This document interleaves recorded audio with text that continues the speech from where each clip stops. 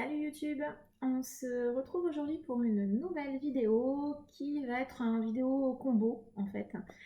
Je vais d'une part vous présenter les sagas qui sont dans ma pile à lire que j'ai actuellement en cours, donc que ça soit saga ou série avec des personnages récurrents, puisque moi je les englobe dans la même catégorie, on va dire. Pour moi c'est aussi des sagas. Et je vais également en profiter pour vous présenter toutes les séries que j'ai en cours et que j'aimerais essayer de terminer d'ici la fin de cette année, puisque parmi les tops de lecteurs que j'ai notamment un top qui est que quand la fin d'année arrive, j'aime terminer le maximum de sagas, ou en tout cas me dire que j'en ai terminé le maximum possible, et pouvoir démarrer l'année suivante avec plein de nouvelles sagas. Sachant que, voilà, moi je suis pas non plus une lectrice qui laisse traîner ses sagas très très longtemps, mais vous allez voir que j'en ai quand même quelques-unes qui traînent un petit peu depuis un moment. Et j'aimerais bien en terminer pas mal. Sur ce que je vais vous présenter, il y en a certaines, je sais que je ne les terminerai pas, d'autres que je les terminerai à tous les coups, et puis d'autres où ça sera, on verra bien. Alors d'abord, on va commencer par les sagas qui sont terminées, que j'ai en totalité dans ma pile à lire et qui sont terminées. Donc d'abord, j'ai deux sagas seulement, on va dire, que j'ai démarré avant l'année 2020, que j'aimerais essayer de terminer au maximum. Donc il y a la série du clan des Autori, donc qui est paru chez Gallimard, je crois, ouais, dans leur collection poche Paul Fiction. J'aime beaucoup les couvertures qu'ils ont fait pour ces éditions poche. Donc j'ai le tome 3, j'ai le tome 4, tac, et le tome 5, voilà. Voilà, clairement mon objectif n'est pas forcément de finir les 3 tomes, mais au moins de terminer ce tome-ci, sachant que si je ne me trompe pas, on a la trilogie principale et puis 2 autres tomes qui se situent plusieurs années après la fin de la trilogie. J'espère que j'ai été claire. Dans cette trilogie, on suit Takeo et Kaede dans un univers entre l'historique et la fantaisie chinoise. Voilà. J'en dirai pas plus. Alors, je suis toujours un peu étonnée, moi, de voir ce texte en littérature jeunesse. Alors, c'est vrai qu'il a eu également une édition en littérature adulte. Parce que je trouve que malgré tout, c'est une lecture alors, pas exigeante, voilà, mais assez dense finalement. Le vocabulaire, effectivement, il est abordable pour de la jeunesse à condition, ou du young adulte, en tout cas, jeunesse bon lecteur. Hein. Enfin, à mon avis, jeunesse bon lecteur malgré tout. C'est une série que j'aime bien, mais je ne peux pas forcément enchaîner les tomes parce que le texte, il est malgré tout, comme je le disais, un petit peu dense. C'est un texte également qui prend son temps. Il se passe pas énormément de choses dans ces textes, mais j'aime bien. J'aime bien cette série, donc voilà, j'aimerais au moins lire le tome 3 et honnêtement c'est une série que j'aimerais beaucoup terminer l'année prochaine, hein, parce que ça fait, j'ai dû la démarrer l'année dernière et pour moi ça commence vraiment à dater. De la même manière, je n'ai donc qu'une seule série à vous présenter terminée, c'est The Mortal Instruments, donc c'est la série principale, c'est le tome 3, c'est donc de Cassandra Clare, moi j'ai chez PKJ. Alors j'en suis, donc j'ai lu les 2 premiers tomes, j'avais lu le tome 1 l'année dernière, le tome 2 cette année, et là j'aimerais terminer la première trilogie, donc lire ce tome 3, sachant que de ce que j'ai vu, si je ne me suis pas trompée, après, pour bien faire, il faut que je lise. Alors, je sais plus si c'est une autre trilogie qui s'appelle Les Origines ou Renaissance ou quelque chose comme ça. Et après, revenir à la série principale. Voilà. Alors, pourquoi je ne l'ai pas encore lu? Parce qu'en fait, j'aime beaucoup l'univers créé par Cassandra Clare, mais clairement, je n'ai pas d'attachement particulier au personnage et c'est un petit peu dommage. Et je veux pas la laisser traîner parce que typiquement, c'est le genre de série dont finalement je ne rappelle pas forcément beaucoup de choses après la lecture, voilà. Mais bon, ça se lit vite, hein, c'est du PKJ, c'est écrit assez gros, donc j'ai celui-là aussi, c'est un vrai objectif pour moi de le terminer et ensuite voilà, de me mettre sur l'autre trilogie pour rester un peu dans cet univers et puis voilà. Après j'aviserai si je continue ou pas. Donc ça, ce ne sont que et je suis assez fière de moi, les 2 seules séries démarrées avant 2020 et que je n'ai pas terminées, donc je suis assez fière. Ensuite, dans les séries démarrées cette année et terminées, voilà. Alors je voudrais terminer une pavasse, Le Sorceleur, donc il me reste les tomes 7 et puis Alors je sais pas si c'est un spin-off ou bref, un tome compagnon, je ne sais pas, qui s'appelle La saison des orages. Donc moi j'ai les éditions intégrales France Loisirs. Je suis là actuellement en train de terminer la lecture du tome 6, donc le tome d'avant. Et j'ai pas forcément envie non plus de faire traîner cette série. Donc voilà, j'aimerais vraiment beaucoup réussir à me la caser d'ici la fin de l'année. Sauf que cette intégrale, c'est la plus grosse. Elle fait presque 1300 pages. J'aimerais bien. Est-ce que je vais réussir à me la caser avant la fin de l'année? Je sais pas, hein, mais j'aimerais bien terminer cette série pour laquelle globalement je suis un petit peu déçue. Voilà, je m'attendais à, je sais pas, je m'attendais à bien mieux au vu des échos ultra positifs et c'est vrai que je suis, pour le moment, voilà, ça reste une lecture sympathique, mais ouais, c'est vrai que je suis un peu un petit peu déçue, voilà, malgré tout. Toujours, vous savez, quand vous attendez beaucoup de quelque chose et puis qu'au final, c'est moins bien que ce que vous attendiez, voilà. Mais bon. Une autre série démarrée cette année, et celle-là, c'est quasi certain aussi que je vais la finir, c'est Un palais, attention, de cendres et de ruines de Sarah Jimas. Moi, j'ai les éditions France Loisirs, donc c'est le tome 3. Et j'ai le petit tome 3.5 qui va avec Un palais de glace et de lumière. C'est publié sinon chez La Martinière. J'ai adoré les deux premiers tomes. Je pense que j'ai préféré même le tome 2 au tome 1, ce qui est quand même pas dans la majorité des cas. J'aime beaucoup cette série, j'ai vraiment hâte de voir ce qu'elle va nous proposer dans ce tome 3. Bon, sachant que ce tome 6 est un tome compagnon, je suis pas sûre que ça va m'apprendre beaucoup de choses, mais je le lirai quand même. Donc voilà, ça aussi j'aimerais beaucoup le terminer. Sachant qu'il n'a pas l'air là, alors je l'ai laissé sous son blister. Voilà, il n'a pas l'air comme ça, mais je crois qu'il fait 700 pages quand même. Et c'est une des raisons pour lesquelles il n'est pas encore sorti, c'est que 700 pages, même si je lis quand même beaucoup, ça va me prendre, je pense, peut-être une petite semaine si je le lis en travaillant, si je ne suis pas en vacances.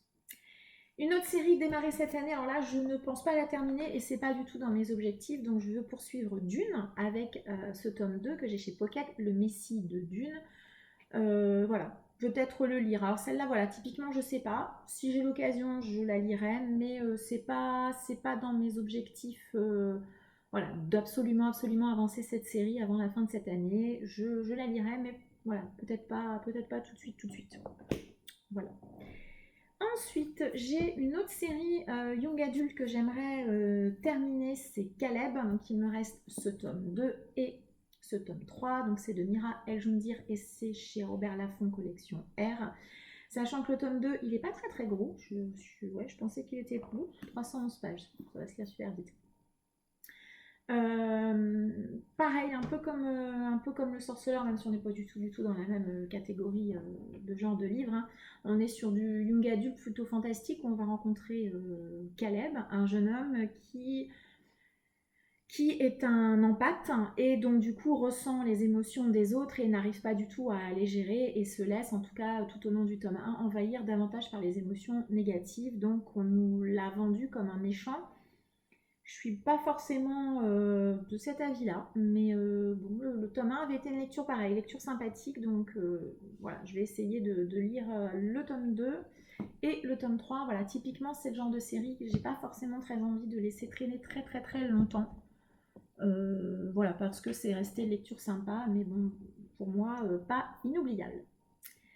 Celle-là, ça je vais le lire. Hein. Donc c'est Cité 19, c'est le tome 2. C'est chez Pocket Jeunesse dans leur édition poche. C'est de Stéphanie Chaka. J'ai beaucoup aimé le tome 1. Je crois que vous ne l'avez pas encore vu en point lecture, mais j'ai beaucoup aimé ce tome 1. Je m'auto-spoil, c'est formidable. Donc j'avoue que ce tome 2, j'avais même hésité à les enchaîner. Je crois que je l'avais lu en une journée, le tome 1. Je crois vraiment, j'avais vraiment beaucoup aimé. Ça avait été une bonne surprise parce que j'avais vu des avis plutôt mitigés. Mais moi, ce tome 1 m'avait bien plu, la direction choisie par l'auteur m'avait bien plu. Ici, on va suivre une jeune demoiselle qui s'appelle Faustine, qui va se retrouver plongée dans le Paris de 1830-1860, alors qu'elle vit dans notre monde contemporain. Et donc tout l'enjeu, alors principalement parce qu'elle essaie de découvrir pourquoi son père est mort, est-ce qu'il s'est suicidé, est-ce qu'il a été assassiné. Elle penche plutôt pour un assassinat.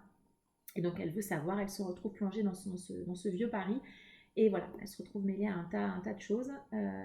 Voilà. Celui-là, c'est juste, voilà, juste une duologie, il n'y a qu'un seul tome, donc clairement, il n'y a pas d'excuses. Et celui-là, je compte bien le lire. Une autre série que j'ai commencé, pareil, je m'auto-spoil, mais enfin, si vous me suivez sur Insta, vous l'avez vu, j'ai lu très très récemment le tome 1 du Prince captif de C.S. Pacat que moi j'ai chez Milady. J'ai adoré ce tome 1. Je pense que c'est un petit coup de cœur, c'était une excellente lecture. Je l'ai gobé. Je l'ai gobé, donc il me reste le tome 2 et le tome 3. Ce ne sont pas des très très gros livres de fantasy, alors moi je pense qu'on est plutôt en tout cas sur le tome 1 dans de la romance, dans un univers de fantasy.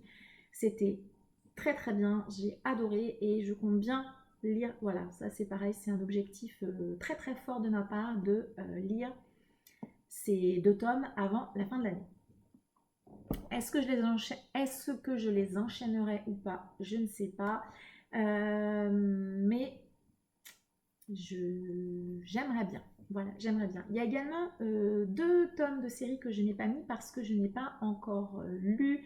Si vous avez vu ma page du Pumpkin, il y a notamment la série de James Clements, Les Bannis et les Proscrits, et Cuchiel de Jacqueline Carré. Donc ce sont très probablement mes 2 prochaines lectures après Le Sorceleur. Je ne les ai pas mis dans cette vidéo pour une raison très simple qui est donc je vais lire les 2 tomes, ces 2 premiers tomes. Les Bannis et les Proscrits, c'est une série en 5 tomes, donc la finir avant la fin de l'année, c'est juste impossible, et je ne pense pas en avoir la volonté. Et ensuite, Cuchiel, quand bien même j'adorerais ce tome 1, ce que je ne sais pas, de la même manière, je n'ai pas l'intention de le terminer avant la fin de l'année, puisque ce sont les 2 autres tomes des gros pavés. Voilà, donc c'est pour ça que je ne les ai pas mis, mais ils seront aussi dans mes sagas. Voilà. Mais par contre, je les poursuivrai sur l'année prochaine. Donc là, on vient de terminer les sagas que j'ai en totalité dans ma palle. Et voilà, j'aimerais, comme j'ai dit, en dehors de Dune, l'objectif est vraiment de les terminer. Est-ce que ça sera possible ou pas? Je suis pas certaine, parce qu'il y a quand même...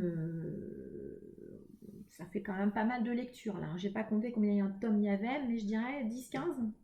Donc même si j'ai plutôt un bon rythme de lecture, je ne vais pas lire que ça non plus. Donc voilà. Ensuite, on va parler d'autre chose, toujours de saga. Cette fois-ci, on va être plutôt dans des personnages récurrents, on va dire, donc majoritairement dans du roman policier. Puisque moi, je considère les personnages récurrents comme des sagas. Voilà. Après, je sais qu'on n'est pas tous, on ne traite pas tous de la même manière. Et puis en plus, moi j'ai donc ce fameux toc qu'ont beaucoup de lecteurs, hein, qui est de lire les sagas dans l'ordre des personnages récurrents. Je suis d'accord que souvent ça n'apporte rien, mais moi j'aime bien, voilà, malgré tout garder cette trame derrière l'enquête, puisque parfois je trouve que le personnage principal et sa vie prend le pas sur l'enquête. Voilà. Donc on est parti, on va être globalement dans du policier polar thriller. Voilà. Première saga que j'aimerais avancer, c'est donc la saga du département V de Jussi Adler-Olsen. Donc ça, c'est le tome 6 hein, qui s'intitule Promesse. Et là, pour le coup, je suis pas sûre du tout de l'avancer, puisqu'en fait, il me manque le tome d'avant, le tome 5, qui doit être, si je ne me trompe pas, l'effet papillon. Je pense que c'est celui-là. Donc si jamais... Ouais, c'est ça, l'effet papillon. C'est une saga que j'aime beaucoup. On ne sait jamais, hein, si jamais je trouve le tome 5 et que j'ai envie, je le lirai, sachant que dans le Cold Winter, souvent on a une catégorie polar. Donc typiquement, je les case souvent là, puisque c'est un auteur, je me lance dans un truc, je ne suis pas du tout danois, suédois, norvégien, aucune idée. Nordique, hein, c'est un auteur nordique et moi j'aime bien le département V, j'avoue que c'est un groupe de personnages que j'aime beaucoup. Donc voilà, je poursuivrai. Est-ce que peut-être pas tout de suite. Une autre saga qui est assez connue, c'est la saga du Bourbon Kid. Donc ça, c'est le tome 2 qui s'intitule L'œil de la lune. C'est chez le livre de poche. J'ai lu le tome 1 il y a très très longtemps. J'avais bien aimé, mais voilà, sans plus. Est-ce que je poursuivrai là maintenant avec ce tome 2? Pareil, je suis pas certaine. C'est vrai que c'est une saga un peu à la Tarantino. J'aime beaucoup ce réalisateur. Mais je sais pas, j'avais trouvé ce tome 1 peut-être un peu trop what the fuck à mon goût, mais donc j'ai ce tome 2. Je verrai. Est-ce que j'aurai l'envie ou pas de me lancer dans ce polar un polar à la Tarantino assez unique, hein, je crois, dans tout ce que j'ai lu. C'est vrai que c'est un style. Si on aime ce genre, je suis pas certaine qu'il y ait beaucoup de policiers dans cette catégorie-là, un peu barrés. Il n'y en a pas tant que ça. J'ai une autre saga, mais alors là, j'avoue que je n'ai plus du tout ce que c'est. Mais c'est pas grave, on va faire autre chose. Euh, on va parler, tiens, de cette saga-là. Donc, c'est la saga Erika Folk. Donc, c'est écrit par Camilla Lackberg. Donc, j'en suis au tome 6. J'ai mon anti-sèche là, c'est pour ça que je regarde là. C'est donc La Sirène. J'aime bien cette série de policiers nordiques également. Ils sont gros, mais franchement, ça se lit tout seul. Les personnages qu'on suit sont super attachants. Et, euh, et voilà, il y a chaque fois que je lis un tome d'Erika Folk et de Patrick Edstrom, j'ai l'impression de retourner à la maison et de retrouver des gens que je connais. Voilà. Et c'est une sensation super agréable. Et j'aime beaucoup, moi, les éditions Babel Noir, avec ces couves qui sont uniques, je trouve, très reconnaissables. Je ne sais pas qui a proposé celle-là. Photographie de couverture, Nathalie Chaud. J'adore.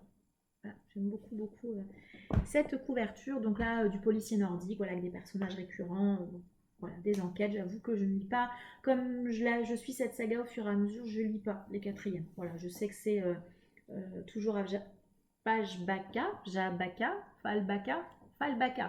C'est pas mal, Falbaka. Donc voilà, finalement la quatrième ne m'intéresse pas plus que ça.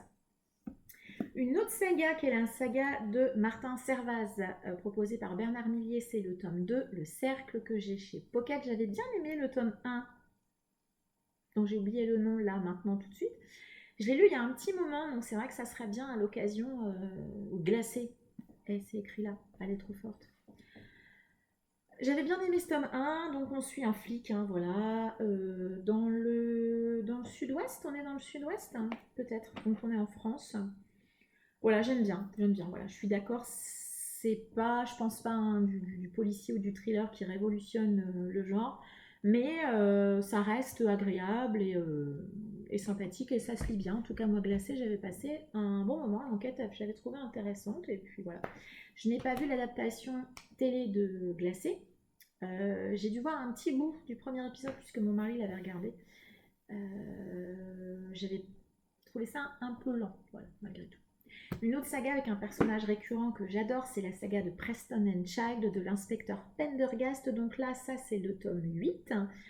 Croisière maudite, je sais pas si je l'avancerai avant la fin de l'année puisque j'ai lu le tome 7 il n'y a pas très longtemps, même si j'aime beaucoup Pendergast. Ils ont vraiment réussi à créer un personnage unique à la croisée entre Sherlock Holmes, Arsène Lupin.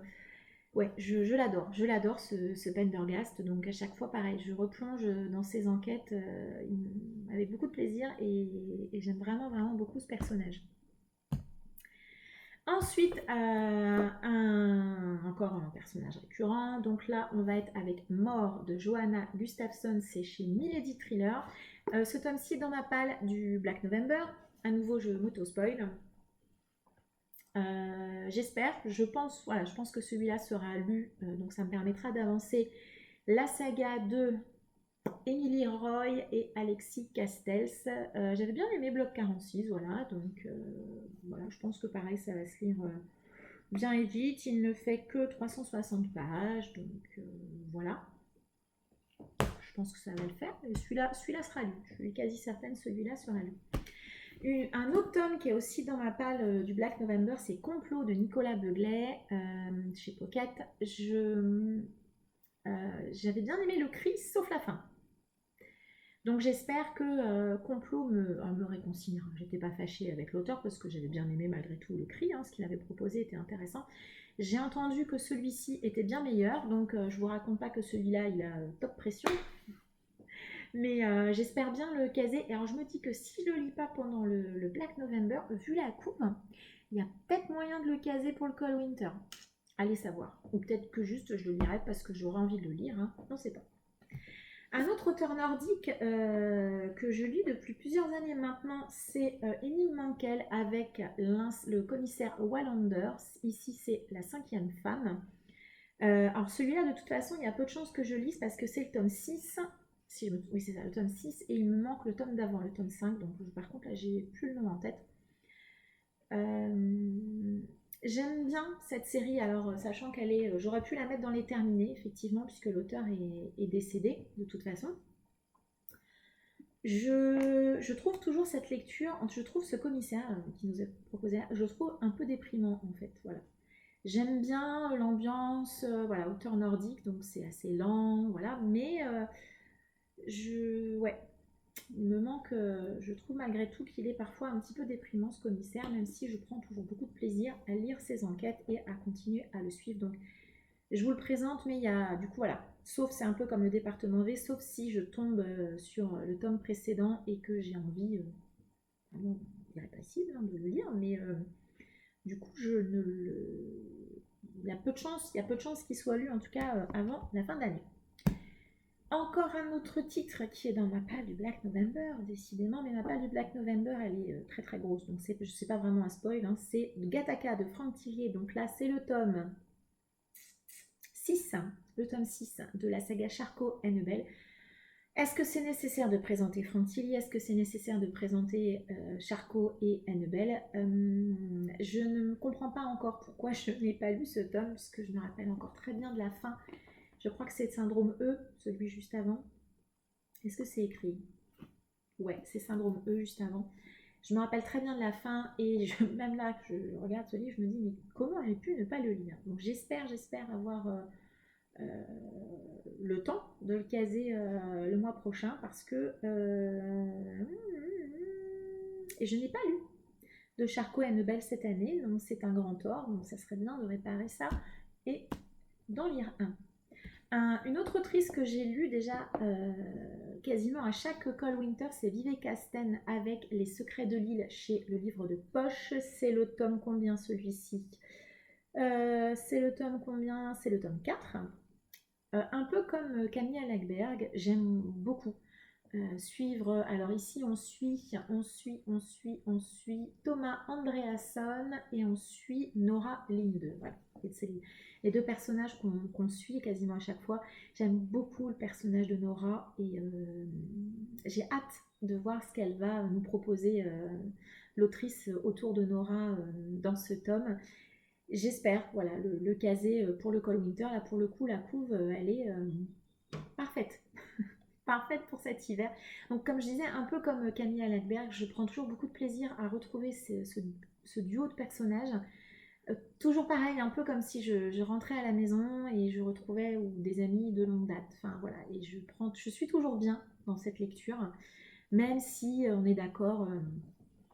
On n'a pas des twists de dingue, on n'a pas. Si on lit beaucoup de thrillers, il y a même parfois des choses qu'on voit venir, mais moi j'aime bien, je prends toujours beaucoup de plaisir à la lire et donc je continuerai à la lire. Et celui-là, j'ai bon espoir de le caser. Un autre titre, c'est Le Premier Sang de Sir Cédric. Ici, on suit Eva Zwarta. Oui, Eva Zwarta, je me rappelle encore plutôt bien de ce qui lui était arrivé dans le tome d'avant, qui s'appelle, je sais plus, De fièvre et de sang? Peut-être De fièvre et de sang. Mais j'avais oublié en plus que je me l'étais fait dédicacer dans un salon, dans le Nord. Je ne me rappelle plus. Est-ce qu'il a mis le lieu? C'est pas sûr, hein, pas sûr. Oui, Neulémine. Voilà, c'était au salon de Neulémine il y a 2 ou 3 ans. Il était l'invité d'honneur, entre guillemets, ou le président du jury peut-être. Et je lui avais acheté celui-ci, le tome 2, donc je ne l'ai toujours pas lu. Donc il est dans ma palle depuis, 2018. Il serait temps surtout. C'est vrai que j'avais beaucoup aimé. Et c'est vrai que Sir Cédric ou Cédric Cyr, je ne sais pas trop comment il faut l'appeler, ça se lit tellement bien. Et son personnage de Eva Zwarta, il est, je trouve, puissant. Voilà, c'est un personnage qui dégage quelque chose de dingue. Et ça serait bien que je puisse le caser. Alors celui-là, de la même manière, je ne suis pas certaine de le caser d'ici la fin de l'année, mais ça serait bien. Hein, voilà. Un autre polar avec personnage récurrent, celui-là, je vous le présente, mais clairement, je ne le lirai pas cet hiver. C'est Qiu Xiaolong Visa pour Shanghai, c'est le tome 2 de la saga avec l'inspecteur Chen. Donc là, on est sur des vieilles éditions de chez Point, hein, parce qu'ils sont un peu... on est loin du fluffy, hein, on est un peu rigide. Hein. Maintenant, ils sont un petit peu plus souples, un peu plus agréables. J'ai lu le tome 1 il y a vraiment un petit moment. Et j'en garde un souvenir un peu mitigé parce que c'était intéressant d'un point de vue culture chinoise, mais ça m'avait pas laissé une envie dingue de lire la suite là tout de suite. Donc j'ai ce tome 2. Peut-être que je le lirai. Honnêtement, il y a peu de chances que je lise là, hein, avant la fin de l'année, mais il est toujours dans ma liste des sagas en cours. C'est donc que je suis toujours curieuse de le lire, au moins ce tome 2. Voilà, au moins ce tome 2, voir si je poursuis ou pas. Mais on n'a pas tant de sagas policières qui se passent en Asie. Alors, voilà, vous n'êtes pas sans savoir que j'aime beaucoup la littérature asiatique, ou en tout cas, même la littérature, les textes qui se passent en Asie, c'est quelque chose qui m'intéresse beaucoup. Donc je le garde, mais celui-là, c'est vraiment pas sûr. Et on va finir avec deux sagas qui sont un peu particulières, on va dire. Une romance, une saga de romance, donc c'est le Quai Arbor. Le Quai Arbor.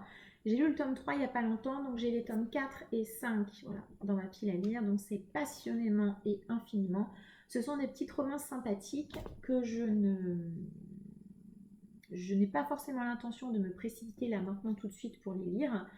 De la même manière, c'est une saga qui a priori n'a pas été éditée en totalité en France. Donc voilà, clairement, voilà, elle n'est pas dans les sagas terminées, elle n'est pas non plus dans les sagas personnages récurrents. Voilà, je pense que je lirai ces deux tomes-là, pas forcément avant la fin de l'année, je pense pas, peut-être sur l'année prochaine, tranquillement, sans trop me prendre la tête. Je les sortirai quand l'envie m'en prendra, mais finalement, je sais pas trop quand, puisque voilà, on est sur des tomes compagnons, donc bon, voilà, je verrai, j'aviserai. Et ensuite, c'est assez rare chez moi, voilà, j'ai le tome 4 de Miss Peregrine et les enfants particuliers. Donc j'ai acheté ce tome 4 à sa sortie parce que je pensais que c'était un seul tome en fait après la trilogie principale. Il s'avère que Ransom Rings a décidé de refaire une trilogie après la trilogie principale, le tome 5. Alors soit il va sortir, soit il est sorti, j'avoue, je ne sais pas trop. Et puis finalement, donc, je l'ai, mais je ne la lirai pas, en tout cas pas tout de suite. Parce que avant de lire ce tome 4, et du coup ce tome 5 et peut-être ce tome 6, à voir, je relirai la trilogie principale parce que c'est une série que j'avais bien aimée et que ça vaudrait le coup que je la relise pour vraiment me dire est-ce que je la garde dans ma bibliothèque ou pas finalement, puisque c'est vrai que les objets livres sont magnifiques, mais est-ce que cette série m'a assez plu? C'est vrai que j'en garde un souvenir des choses que j'avais beaucoup aimées, des choses que j'avais moins aimées. Hein, voilà, cette série n'avait pas été forcément un coup de cœur, mais j'avais trouvé que l'univers était tellement riche que, en tout cas, assez original, riche, et voilà. Donc, voilà, vous l'avez vu, j'ai assez peu de sagas, moi, en cours dans ma pile à lire de sagas lues. En tout cas, généralement, je ne démarre les sagas que quand elles sont soit terminées, soit en tout cas annoncées comme terminées. C'est vrai que je ne suis pas fan de démarrer énormément de sagas et pour après les faire traîner très longtemps parce qu'en plus je lis beaucoup, j'oublie et puis du coup il faudrait que je relise les tomes d'avance, que j'ai pas forcément ni le temps ni forcément l'envie. Donc voilà, c'est vrai que je préfère privilégier des séries un petit peu plus anciennes qui sont déjà bien avancées, voire terminées, et puis peut-être pas me les marathonner, mais en tout cas les lire dans un délai beaucoup plus raisonnable. Voilà, cette vidéo est maintenant terminée, j'espère qu'elle vous a plu. Si vous avez lu certains des titres que je vous ai montrés dans cette vidéo, n'hésitez pas à me dire en commentaire celui-ci, il faut absolument que tu le lises, hein, sait-on jamais. Ça m'incitera peut-être à le sortir ou à les sortir plus tôt que prévu. N'hésitez pas également à me suivre sur Instagram. Sur Instagram, j'y publie toutes mes lectures en cours. Je ne mets pas d'avis en fin de lecture, uniquement des avis en cours de lecture. voilà, pour suivre un petit peu plus régulièrement ce que je peux être amenée à lire. Voilà, je vous remercie de m'avoir suivi. J'espère que vous avez passé un agréable moment en ma compagnie et je vous dis à bientôt. Au revoir.